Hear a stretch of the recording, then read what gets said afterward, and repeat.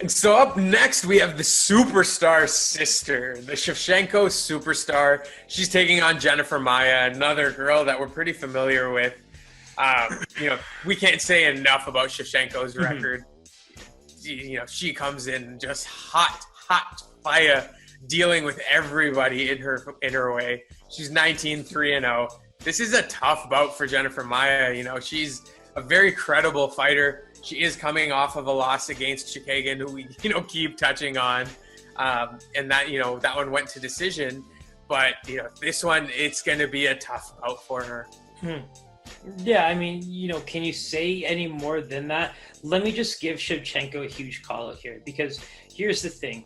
I don't mean to be hard on her sister, but for the same reason that she's getting so much bump in the line is the same reason I have to very much separate the two. Because when we look at Valentina, we're looking at the only woman who might be able to compete with Amanda Nunes as the greatest female MMA fighter of all time, and the only reason she can't is because she lost to Amanda Nunes. But here's where I really want to put some focus on her career, because when you look at the loss, she lost a split decision to Amanda Nunes at bantamweight. Okay, has never lost since, and basically got the flyweight title in that process as well.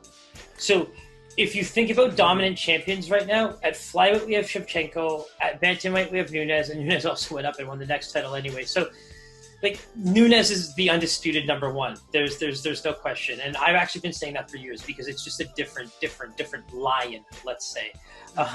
With Shevchenko, I think we're in the same headspace. And mark my words, Paisan, when we talk about the best female fighters of all time in the UFC, there's only two we talk about, and that's Amanda Nunes and Valentina Shevchenko. There is no close third. You understand what I'm saying? Mm-hmm. There is no close third. There's only two. And all you fanboys and all you other wrestling fans can stay at bay. Yeah, based on the utter dominance of those two ladies, I have to agree there. And, it would be great to put, someone like Holly Holm in that category, but that dominance just isn't there the way these two ladies have. Mm-hmm. And, so this one, I'm going to give you a little bit wider of a range in terms of the odds, because this one could be it's so funny, bro. This one is all over the place. I was going to ask. I was going to be like, yo, I have a pretty good range, and I have a funny range, because if you look at my notes, I clearly was joking around, because I jokingly put minus 999, because just making it a 3-digit favorite on this card was the most bump I could give Maia. And with that quickly said, let's talk about Maia, right? We know her primarily, Lauren Murphy. That's actually a fighter that we did quite a bit of research on. You actually had a back and forth with her on Instagram, which is kind of hilarious, but in a good way, no question. But even in her press conference, right after she won, she talks about how she's kind of undefeated in the last little bit. She talks about how Maia's fighting for a title right now and doesn't really seem to deserve it. So, there are people kind of lined up to take on this fight. Now, are they Shevchenko ready? That is really up to coaches and fighters on their own. Is anyone Shevchenko ready? That's what I mean. It really comes down to everything else that you put in front of you as a fighter. But, in this case, I have to side with Lauren a little bit, right? It is tough to kind of put something like a title fight beside Maia's name right now. But the thing is that I give it for two reasons. One, she's one of the biggest names that you can kind of hope for from an old school MMA perspective. One of the better names. Mm-hmm. Second thing, I mean, the who's who of the experience is also where you can make a statement, I just don't think there's enough people in line right now to get a shot without seeing people fight a bit more. At least there's an argument for this if you had to give it. The rankings are there. Mm-hmm. There's some lost fights, but at the end of the day, these are fighters that are fighting each other at the top tier of that division. And so I think that's where she's getting that. Whereas Lauren Murphy has not been doing that. No, for sure. And so where do you kind of see this landing? Yeah, so or was the minus 999 your?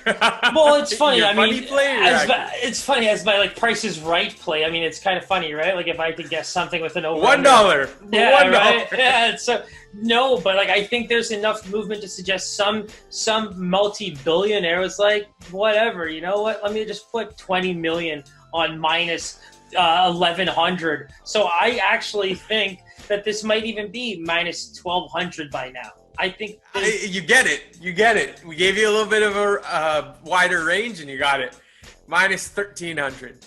Probably the biggest favorite I've seen in the UFC. And it's funny, the only thing I've missed was how quickly that might have sped up, because I can only assume it opened at 1,000, if not my joking price is minus 1,900. And the fact that it moved like that, yeah. So, kudos to that multi-billionaire who's going to make, a few 100,000 on his multi-millions. And has essentially moved the line 300 basis points against us. So. Mm-hmm. And like, there was nothing you were going to do there but take the finish, right? I think she can finish there. That's a 5-round fight. If I see any type of juice on the unders, I think those are ones where you can even just ride the 2, 3, 4. We'll see how many we're willing to take, but based on the juice. But, there's some fights that's been a really, really, really good hit. And so keep that on the docket moving forward as well. As usual, hit that bell button, hit that subscribe. Ding, ding, ding, we ding. love all you guys. We love you tuning in. So continue to do so. We really appreciate it. Our Instagram is there. Our Twitter is there. Give us a follow. Give us a comment. Any questions you have, shoot them our way. And Siraj, thanks again for the breakdown. I'm really looking forward to this one. Yeah, I mean, I think we probably had some of the most fun looking at this one together and breaking down some of these cards and watching some live little videos there. So, I'm really excited. I think it's despite it not having the names people are used to, especially for a card dubbed as a pay-per-view with UFC 255, it's going to be good. It's going to be really, really good. Absolutely. Make sure you tune in, guys. We'll see you Saturday. Take it easy. Peace, my boy.